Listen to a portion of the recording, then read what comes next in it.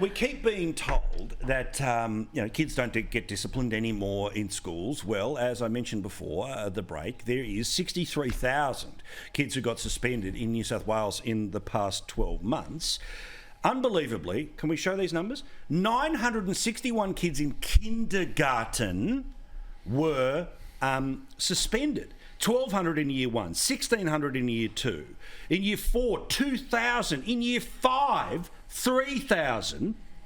10,000 in year 7. It keeps going up until it starts going down until year 12. There are literally fewer kids suspended in year 12 than in freaking kindergarten in New South Wales. Does anyone want to offer an answer? And I'll start with you, James. What the hell is going on when kindy kids are being suspended more than kids in year 12? What is a kindy kid, Paul, doing to get suspended? I mean, does the article say anything about that? Because that is that's pretty disturbing to me. That said, it's a tough one because as the kids get older, you will sometimes have disruptive kids that need to be dealt with for the sake of the whole class. So sure. I'm not unsympathetic to discipline. I just think it's pretty strange that kindergarten? Really? Well, and this is my thing, right? Where's Stephen? Again, my kid's in year 1. Beautiful Asher, love you, darling, of course. She'll, of course, be up watching tonight. What am I talking about? 1,200 kids.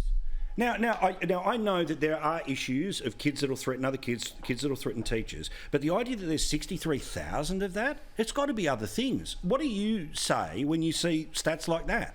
Look, well, I'm shocked at the stats. I'm hoping that they're reacting to. I mean, kids. You've got to teach kids from a young age about, sharing. And it doesn't necessarily come naturally.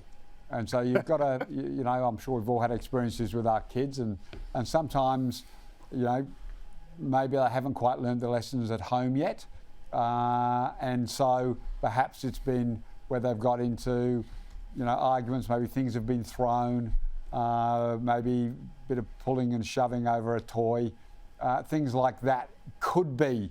I'm like James, what's behind this statistic? I'd be very interested to know what the actual reasons were. If it was antisocial behaviour or poor socialisation, you can understand if you were another parent and suddenly your kid's being pushed over while they're trying to play with a toy. You could see that the school might have to deal with that and talk to the parents more than the child about wanting the parents to do their job.